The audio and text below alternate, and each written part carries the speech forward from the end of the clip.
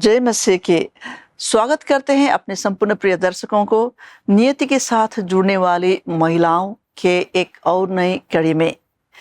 वैसे हम नीति वचन 31वें अध्याय के 30वें वचन से पिछले सप्ताह देख रहे थे कि कैसे एक स्त्री जो यहोवा का भय को मानती है, परमेश्वर यहोवा उसका धन होते हैं। सुंदरता और शोभा तो व्यर्थ है, ऐसा इस वचन में लिखा गया है। तो इस तरह से ये वचन कहता है कि जो स्त्री यहोवा का भय को मानती है उसकी बहुत प्रशंसा हो जाती है। तो उस दिन हमने उस वचनों को पढ़ा और इससे ढेर सारे हमारे प्रिय बहनें आशीषित हुई है। कई सारे लोगों ने हमारे बीच में अपने गवाही को भी साझा किया है। आज एक और कड़ी में हम इस कार्यक्रम के आप पहुंचे और हमारे बीच में लीडिया और मंदिरा है। हम इन दोनों को भी इस कार्यक्रम में आप सभी दर्शकों के साथ स्वागत करना चाहते हैं। तो हम आज की इस कड़ी में 31वें अध्याय के 25वें पद पर गौर करने जा रहे हैं। जैसा कि जो इस 31वें अध्याय है नीति वचन का, ये एक ऐसा अध्याय है जहाँ पर स्त्रियों की जीवन के बारे में, उनकी सेवकाई के बारे में, कि एक स्त्री होने के नाते, एक मसीह स्त्री होने के नाते किस तरह से हमें जीवन को जीना है उसके बारे में वहाँ पर बताया गया है। और पिछले सप्ताह हमने यही देखा कि यहोवा का भय मानना हमारा सबसे बड़ी श्रृंगार है, हमारी सबसे बड़ी सुंदरता है और हमारी प्रशंसा उसी के द्वारा होगी। और हम उस समय ये सब देख रहे थे कि हमारे अंतर मन की जो सुंदरता है, हमारे अंतरात्मा की जो सुंदरता है, वो सबसे ज़्यादा मायने रखता है। यद्यपि एक स्त्री होने के नाते हमारे शारीरिक सुंदरता पर हम लोग ध्यान जरूर देते हैं। हम लोग बहुत सारे गहने को हम लोग पहनते हैं, अपने आप को सुंदर दिखाने की हमारे बीच में एक प्रतिस्पर्धा सी होती है। लेकिन बाइबल हमसे ये बताता है कि बाहरी सुंदरता से और भी ज़्यादा एक और सुंदरता है जिसके बारे में परमेश्वर भी उसको महत्व देते हैं, वो है हमारे अंदरूनी, हमारे अंतरात्मा की सुंदरता। तो कैसे वो हमारे अंतरात्मा की सुंदरता को हम पा सकते हैं? हमने पिछले सप्ताह देखा कि यहोवा का भय जैसे हम मानने लगते हैं, हमारी अंतरात्मा दिन व दिन सुंदर होने लगती है और इसी के साथ वही सुंदरता हमारी बाहरी शारीरिक सुंदरता पर भी प्रकट होने लगती है। तो आज के इस कड़ी में हम एक और बात को ध्यान देने जा रहे हैं। हम 31वें अध्याय पर ही हमारे नजर को हम रखेंगे, लेकिन दूसरे पद पर हम इस समय गौर करने जा रहे हैं और चर्चा करेंगे। 25वें पद पर हम आज के दिन चर्चा करने जा रहे हैं। यहाँ पर भी हम एक स्त्री के जीवन के बारे में हम बात करने जा रहे हैं। तो 25 पद क्या कहता है, हम उससे आज के दिन पढ़ेंगे। मंदिरा, क्या पढ़ना चाहेंगे? वह बल और प्रताप का पहरावा पहने रहती है और आने वाले काल के विषय पर हंसती है। जी जरूर। और पहले वचन कहता है कि वो बल और प्रताप का पहिरान पहने रहते हैं और आने वाले काल के विषय पर वो हंसती है। सबसे पहले यह देखकर बहुत अच्छा लगता है कि बाइबल बुद्धिमान स्त्रियों या बुद्धि से भरे स्त्रियों के विषय में ऐसा कहता है। बाइबल में कई सारे ऐसे जगह हैं जहाँ पर स्त्रियों के बारे में कहा गया है। हमें बहुत ही अच्छा लगता है, बहुत ही भला लगता है, बहुत ही आनंदित महसूस होता है जब धर्मशास्त्र बाइबल हम स्त्रियों को भी उतना ही महत्व देता है जितना पुरुषों को देता है। परमेश्वर ने आदम और हवा दोनों को एक कंपेनियन, और जो अंग्रेजी में शब्द का इस्तेमाल हुआ है, जैसा कि एक दूसरे की सहयोगी के रूप में उन्होंने बनाए हैं। तो बाइबल जब बुद्धि से भरे हुए स्त्रियों के बारे में कहता है तो बहुत ही सुंदर हमें लगता है, सुनने में बहुत अच्छा लगता है। यह हमें एक और संदेश भी देता है कि परमेश्वर हमें किसी भी तरह से कमज़ोर या अबला या कार्य करना सकने वाली कोई भी स्त्री के हिसाब से कभी नहीं देखते हैं। वही हमें पुरुष के बराबर हमारे लिए भी उनका नज़र बना रहता है। तो यहाँ पर एक जो शब्द लिखा है, जो यहाँ पर वाक्य लिखा है स्त्रियों के लिए, इस तरह से लिखा गया है कि बल और प्रताप एक स्त्री कपड़े के समान पहनती है। बल और प्रताप का एक पहनावा, एक वस्त्र के समान स्त्री पहनती है, वो है बल और प्रताप। जी ज़रूर। और हम देखा जाए तो ये गुण प्रभु ने ज़्यादातर लड़कियों को, एक स्त्रियों को दिया है ना? बिल्कुल जी बिल्कुल सही बात है। जी, यहाँ पर हम देखते हैं कि अगर हम एक स्त्री को सामान्य तौर पर देखें या फिर एक बाहरी रूप से ही देखें तो वो हमें बहुत ही सामान्य लग सकता है, लेकिन यहाँ पर वचन कहता है कि समय आने पर वो अपनी माता पिता और परिवार के लिए सब कुछ कर सकती है। बहुत कुछ कर सकते हैं जी, ये स्त्री। बहुत कुछ कर सकती वैसे है। लोगों ने, हमारे समाज को अगर हम देख लेते तो समाज में एक स्त्री को एक पुरुष के मान्य नहीं कहा जाता है। स्त्रियों को जब भी हम देखते हैं तो सदियों से पहले से उनको एक कमजोर नारी के रूप में उनको पहचाना गया है और उनको वो सब सम्मान और इज्जत के लिए प्रस्तुत नहीं किया गया जो एक सामान्य रूप से हमें मिलना चाहिए। यहाँ पर जो बल और प्रताप के जो शब्द यहाँ पर लिखा गया है, ये विषय में ये कहा गया है बल और प्रताप का, ये वास्तव में बाहरी बल और बाहरी प्रताप के बारे में नहीं कहा गया है। ये शब्द, ये जो अंश है, ये इस तरह से बताता है कि स्त्रियां अंदर से बहुत ही मजबूत होती है। हम एक माँ को ही सबसे अच्छा उदाहरण के तौर पर देख सकते हैं। वैसे भी वैज्ञानिकों ने भी इस तरह से उन्होंने एक बात को पुष्टि की है कि भावनात्मक रूप से या इमोशनली अगर आप एक पुरुष और एक स्त्री के बीच में अगर आप तुलना करते हैं तो स्त्री बड़े ही भावनात्मक रूप से मजबूत मानी जाती है। तो इसलिए हम कई सारे इससे घटनाएं देखते हैं, जब पति का मृत्यु हो जाता है तो जो विधवा हुई होती है, जो स्त्री होती है, वो लगातार अपने बच्चों को देख करके अपना आजीवन वो ऐसे ही काट देती है। लेकिन ऐसा ही हम लगभग पुरुषों के साथ नहीं देख पाते हैं। तो इसका मतलब ये है कि स्त्रियों को परमेश्वर ने बहुत ही मजबूत तरीके से, अंदरूनी हिसाब से, भावनात्मक रूप से भी उन्होंने बहुत ही मजबूत बनाया है। इसके साथ ही यहाँ पर जो कहा गया है कि बल और प्रताप, ये परमेश्वर उनकी आत्मा के बारे में कह रहे हैं, उनके प्राण के क्षेत्र के बारे में कह रहे हैं। जी, मैं आपके बात से सहमत हूँ जी, क्योंकि हमने बहुत सारे माओं को और स्त्रियों को देखा है। अगर हम उदाहरण की बात करें तो जब एक बच्चे का जन्म होता है जी, तब वो अपना जान डालकर सब कुछ करती है। बिल्कुल। ये तो हमने बहुत ही देखा है।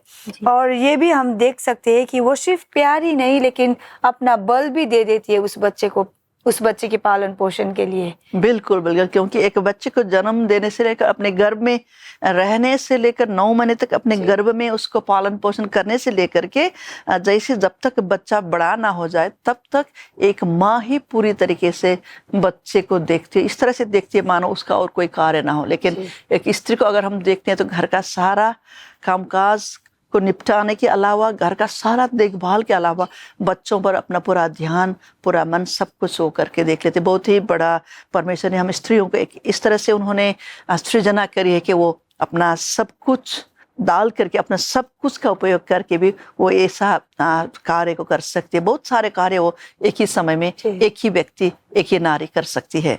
जी ज़रूर। इसलिए बाइबल कहता है कि एक स्त्री बल और प्रताप का पहराव पहने ही रहते हैं। हम देख सकते हैं कि प्रभु की ओर से ये सब मिला है और ये बल और प्रताप हमारे जीवन में जो प्रभु ने दिया है वो सिर्फ हमारे ऊपर ही प्रयोग नहीं करना चाहिए। हम दूसरों के ऊपर, दूसरों के मदद के लिए भी हमें ज़रूर प्रयोग करना चाहिए। ये तो एक गुण है जो परमेश्वर ने स्त्रियों के जीवन में दिया है। आपका क्या कहना है इसके बारे में? मुझे लगता है कि बल और प्रताप जो यहाँ पर शब्द प्रयोग किए गए हैं उसका दूसरा मतलब भी है और वो ये है कि धार्मिक जीवन जीना। अगर हम धार्मिक जीवन को जिए तभी वो बल और प्रताप का जो कपड़ा है वो हम पहने रखते हैं, हम स्त्री हो लोग। और उसके साथ ही प्रभु ने जो गुण दिए हैं, जैसे आप कह रहे थे कि जो परमेश्वर ने हमें गुण दिया है, जो वचन कहता है कि उसी को ही एक स्त्री पहनती है, तो हमें क्या लगता है कि अगर हम धार्मिक जीवन जिए तो वो हम हमेशा पहनते ही रखते हैं और उससे परमेश्वर की भी महिमा होती है। बहुत सही कहा आपने। अगर हम इस भाग जो हमने अभी पढ़ा है, बल और प्रताप का पहिरावा, जो ये वाक्यांश है, इसको अगर हम अंग्रेजी के अनुवाद से देखें, अंग्रेजी में कई सारे वर्जन्स है बाइबल के, कई सारे अनुवाद वहाँ पर दिए हैं, तो एक के बाद एक बहुत अच्छा वहाँ पर जो अनुवाद है, बहुत उसके मतलब उनको बहुत अच्छी तरह से खुलने वाले अनुवाद वहाँ पर है। तो अंग्रेजी के अनुवाद में ये इस तरह से कहता है कि वो बिना डर के अपने भविष्य को देख करके हंसती है। तो इसका दूसरा मतलब ये भी है कि उसे भविष्य को देखकर कोई किसी भी प्रकार की भय उत्पन्न नहीं होता, उसे भविष्य को लेकर के कोई भी चिंता उसके मन में नहीं है, इसीलिए भविष्य को वो देख करके हंसती है। कई सारे ऐसे हम लोग आज के दिन इस मोड़ पर खड़े हैं जहाँ पर अनिश्चिंता इस तरह से हमारे समाज में, हमारे जगहों पर भरी हुई, इस धरती पर भरी हुई है कि कल क्या होगा इसका चिंता सभी को खाए रहता है। कोई भी ऐसा व्यक्ति नहीं है जो कल की चिंता ना करता हो, और भविष्य क्या होगा, किस तरह से होगा, हमारे बाल बच्चे किस तरह से जिएंगे, क्योंकि जिस प्रकार से संसार एक के बाद एक होकर के समस्याओं के द्वारा संसार समस्याओं के सामना कर रहा है, तो हर किसी के मन में ये डर, ये भय व्याप्त रहता है। लेकिन ये जो वचन है ये इस तरह से बहुत ही स्पष्ट रूप से कहता है कि वो जो स्त्री है वो कभी भी ऐसा परमेश्वर के भय मानने वाली स्त्री, पल का पहनावा पहने वाली स्त्री, ये भविष्य को देख करके हंसती है। जी, मुझे यहाँ पर एक और बात दिलचस्प लगी जी। कि वो कैसे हंस सकती है अपने भविष्य को देखकर।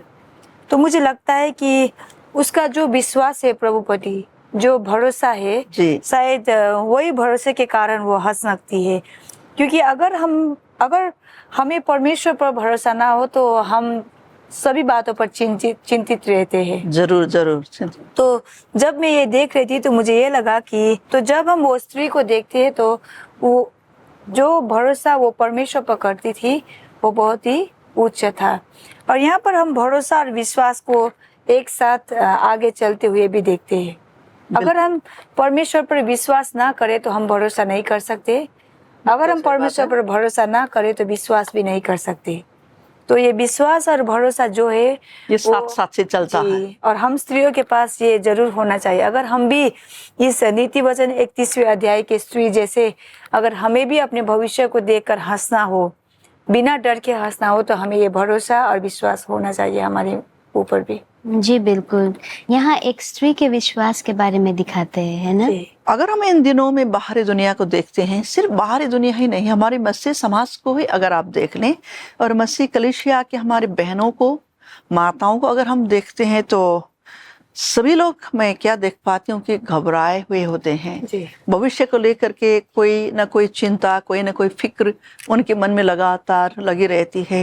ये लोग आकर के हमसे कहते हैं कि आप हमारे लिए इस विषय पर प्रार्थना करें। हमारे पास, हमारे आदरणीय साधु जी के पास कई सारे प्रार्थना का निवेदन आया करता है। जो लोग प्रार्थना का निवेदन करते हैं वो सबसे ज्यादा माताएं होती है, जो अपने बच्चों के लिए उनका फिक्र बहुत ज्यादा रहता है। लगातार कई सारे हमारी महिलाएं ऐसी होती है कि जो एक के बाद एक वो पत्र व्यवहार करते रहते हैं लगातार एक ही विषय पर। तो कभी कभी हमें लगता है कि उनके जो भी मन है, उनके मन में एक चिंता इस तरह से है, तो इसलिए वो लगातार एक ही बात पर हमारे पास बार बार पत्र व्यवहार करते हैं। क्योंकि जब हम प्रार्थना करते हैं, जब हम प्रभु की हाथों में सभी बातों को सौंपते हैं, तो हमें उस चिंता से अपने आप को निकालना चाहिए। क्योंकि अगर हम प्रभु को प्रार्थना करते हुए भी लगातार चिंतित हो जाते हैं भविष्य के लिए, तो इसका मतलब है कि हमारे प्रभु के ऊपर भरोसा नहीं है। क्योंकि जैसे आपने कहा कि विश्वास और भरोसा दोनों एक ही साथ चलता है ना। तो अगर ये लोग हैं, ये दावा तो करेंगे कि हम लोग विश्वास करते हैं प्रभु के ऊपर हमारा भरोसा भी है, मगर जो आज के दिन प्रार्थना किया गया है उनके आवश्यकताओं के बारे में, अगर कल उनका उत्तर ना आया हो तो फिर वो चिंतित हो जाते हैं, फिर वो घबराने लगते हैं। तो यहाँ पर अलग ही प्रकार की एक मसीह स्त्री के बारे में कहा गया है। तो हमें ये सोचना चाहिए बिल्कुल कि एक मसीह स्त्री होने के नाते हमें हमारे विश्वास को बनाए रखना होगा, हमें लगातार परमेश्वर के ऊपर अपने भरोसा को कायम रखना होगा। आप कुछ कहना चाहेंगे इसके बारे में? जी, यहाँ पर हम देखते हैं कि हम अपने आप को कैसे इस वचन पे डाल सकते हैं कि अगर वो स्त्री जिसके पास परमेश्वर हो वो अपने भविष्य को हंसते हुए देखती है। जी। और जब भी वो अपने भविष्य के बारे में सोचती है तो सबसे पहले क्या आता है कि वो आनंद से भरपूर होती है, और उसी के साथ जो परमेश्वर का आनंद है उसी से वो अपने भविष्य को देखकर हंस सकती है। जी, सही बात है। तो इसीलिए अगर हम कहते हैं कि हमारे पास परमेश्वर है, हम परमेश्वर को जानते हैं, हम मसीह स्त्री है, तो हमारे पास ये गुण होने चाहिए कि जब हम अपने भविष्य को देखें तब हमें हंसना चाहिए, और वो आनंद से हमें, परमेश्वर के आनंद से हमें भरना चाहिए। बेफिक्र होना चाहिए। जी ज़रूर। और यहाँ पे एक सोचने वाली बात है कि हमें डर क्यों लगते हैं जीवन में। जहाँ तक मुझे ये ख्याल आता है कि जहाँ पर हमारा विश्वास नहीं होता, विश्वास की कमी जहाँ पर होती है, तो घबराहट और डर होने लगता है। क्योंकि विश्वास और डर मेरे ख्याल से, मेरे विचार से एक साथ नहीं चल सकता। ज़रूर हमें इस विश्वास के कमी के कारण हमारे जीवन में डर, भय आते हैं। जो हमारे जीवन में विश्वास जब नहीं होते हैं तो ये सभी बातों से हमें सताने लगते हैं। जी, लेकिन हम इस नीति वचन 31वें अध्याय के जो स्त्री के बारे में यहाँ पर बात हो रहा है, उस स्त्री के बारे में हम क्या देखते हैं कि वचन सीधे तौर पर कहता है कि जब वो अपने भविष्य को देखती है तो वो हंसती है। तो मुझे लगता है कि इसका मतलब ये है कि वो एक ऐसी स्त्री है जो जानती है कि वो किस परमेश्वर को पुकारती है और किस परमेश्वर की वो उपासना करती है, और उसे ये भी पता है कि वो मेरी सृष्टि करता है। अगर आने वाले दिन में मुझे कुछ हो जाए तो वही है जो मुझे संभाल लेंगे, और वही है जो मेरी जरूरतों को भी पूरा करेंगे। जी। तो यहाँ पर हम इन सभी चीज़ों को देखते हैं। अगर ये सब कुछ में उनका भरोसा ना होता तो आज वो कभी भी अपने भविष्य को देखकर नहीं हंस पाती। जी। लेकिन यहाँ पर नीति वचन 31वें अध्याय पर जो स्त्री के बारे में बोला गया है वो एक बहुत ही निडर स्त्री है, और जिसके साथ, और वो ऐसी स्त्री है जिसके साथ परमेश्वर के बहुत ही गहरा संबंध है। मुझे इस वचन को याद करते हुए या आपकी टिप्पणी को आपने जैसे साझा किया, मुझे धर्मशास्त्र बाइबल में से एक स्त्री की याद आ गई है जिनका नाम था हन्ना। जो हम पहले सामुएल की पुस्तकों में उनके बारे में पढ़ते हैं तो उनके बारे में मुझे याद आ गया, क्योंकि बाइबल ये बताता है कि जीवन से कोई भी बच्चे का जन्म नहीं हुआ, उनका कोई भी बच्चा नहीं था। पति की दूसरी पत्नी थी, वो उनसे घृणा करती थी, उनके ऊपर मजाक करती थी कि देखो ये एक ऐसी स्त्री है जो अपने पति को बच्चा तक नहीं जन सके। तो इसीलिए अपने बच्चा ना होने के कारण उसे अपने सौत के कई सारे बुरे बुरे बर्तावों का, कई सारे बुरे वचनों को उसको सुनना पड़ता था। इसलिए वो हर साल वो क्या करती थी, रोने लगती थी। और वचन ये कहता है कि उसके पति उन दोनों को लेकर के, जैसे बाइबल ये कहता है कि वो अपने पति के साथ बलिदान के लिए नियमित रूप से साल में एक बार जाते थे, तो उस समय हर बार उसका जो सौत था उसके ऊपर ठट्टा किया करते थे, उसके बारे में बोला करते थे कि एक ऐसी स्त्री है ये जो अपने पति को बच्चा तक ना दे सके। तो बाइबल ये बताता है कि एक बार ऐसा हो गया कि वो यहोवा परमेश्वर के मंदिर में गए और वो वहाँ पर जा कर के वो रोने लगे। अपने मन की जो भी पीड़ा थी वो अपने शब्दों से परमेश्वर को बयान करने लगी। और बाइबल ये बताता है कि सिर्फ उसके होंठ हिलते हुए दिखाई दे रहे थे, लेकिन शब्द उनके मुंह से बाहर नहीं आ रहा था। मतलब इतना पीड़ा उनके मन के अंदर था, इतना ज़्यादा दर्द उनके मन के अंदर था कि वो बयान नहीं कर सकते थे। और वो सिर्फ अपने होठों को ही वो चला करके सभी बातें वो सिर्फ परमेश्वर यहोवा के साथ ही कर रहे थे। यहाँ तक कि उसको देखकर इतना लंबा समय तक इसी तरह हिलते हुए होठों के साथ यहोवा परमेश्वर के मंदिर के प्रांगण में उसको खड़े देख करके जो याजक थे एली, उन्होंने समझा कि ये तो एक मद वाली स्त्री है, मद पीने के कारण इसको होश ही नहीं है। तो उन्होंने कहा कि तुम इस समय मदपान करके कैसे इस मंदिर में आकर के तुम ये कर रहे हो, तुम वापस घर जाओ। तो उन्होंने उस समय ये कहा था कि महाशय, मैं मदपान के द्वारा यहाँ पर ये कार्य नहीं कर रही हूँ, लेकिन मेरा जो दुख है, मेरे अंतर्मन की जो पीड़ा है वो इतना भयानक और ज़्यादा है कि मैं यहोवा परमेश्वर के सामने अपने दुखों को गिड़गिड़ा रही हूँ। जैसा उन्होंने ऐसा कहा तो याजक ने उनको भेज दिया। ये ठीक है, उन्होंने आशीर्वाद देकर के भेज दिया, कहा कि यहोवा परमेश्वर तुम्हारी बातों को सुन ले। और बाइबल बड़े अच्छे तरीके से इस तरह से बताता है कि उसके बाद वो घर चली गई और उसने कभी भी चिंता नहीं की और फिक्र नहीं किया। ये बातें इसी वचन को मेरे ख्याल से एक पूरा करने का रूप को दिखाता है ना? जी ज़रूर। ये तो एक प्रेरणा स्रोत के लिए लिखा गया है, पर हम देखा जाए तो ये सभी वचन जितने भी लिखा गया है एक स्त्री के लिए, ये सभी गुण हमारे जीवन में होना चाहिए, है ना? जी। और जब आप बता रही थी तो एक बात मुझे याद आया, वो क्या है कि हम पहले साझा कर रहे थे कि विश्वास और भरोसा एक ही साथ होना चाहिए। जी जी लेकिन उसके बाद दूसरी बात देखने के क्या है कि विश्वास, भरोसा और जो डर है वो भी एक साथ नहीं जा सकते। बिल्कुल बिल्कुल। अगर हमें विश्वास है तो वहाँ पर डर नहीं होगा, अगर हमें किसी भी चीज पर डर है तो वहाँ पर भरोसा और विश्वास नहीं होगा। हाँ जी। तो हम एक मसीह स्त्री होने के नाते हमें ये बात जाननी चाहिए कि अगर हमें किसी भी चीज पर डर है तो हमें ये जाननी चाहिए कि हमें विश्वास और भरोसा नहीं है उस चीज पर। हमें अपने जीवन को एक बार फिर ध्यान से देखना चाहिए, ढूंढना चाहिए कि कहीं मेरे अंदरूनी कुछ भय है, कुछ डर है, तो इसका मतलब है कि मेरा कहीं परमेश्वर के ऊपर भरोसा नहीं है, या परमेश्वर के ऊपर हमारा विश्वास कहीं ना कहीं खो गया है, या कहीं कुछ ऐसा समस्या हो गया है जिसके कारण हम परमेश्वर पर अपनी पूरी निष्ठा, पूरी भरोसा और पूरा विश्वास नहीं कर पा रहे हैं, है ना? तो क्या आपको ये नहीं लगता कि इन अंत के दिनों में हमारे मसीह महिलाओं में विशेष रूप से ये जो गुण है जिसके बारे में हमने आज के इस समय में हमने पढ़ा है, ये सभी के जीवन पर होना चाहिए? क्योंकि जब तक ये गुण हमारे अंदर नहीं होगा, हमें एक मसीह विजयी जीवन जीने में बहुत ही मुश्किलों का सामना करना पड़ता है। क्योंकि बाइबल ये बताता है कि आने वाले दिन बहुत ही भयानक है, क्योंकि कई बार एक ऐसी घटनाएं होने जा रही हैं, वही घटना जो सबको हिला करके रख देती है। क्योंकि धर्मशास्त्र बाइबल ये बताता है कि अंत के दिनों में बहुत ही कठिन समय आएंगे।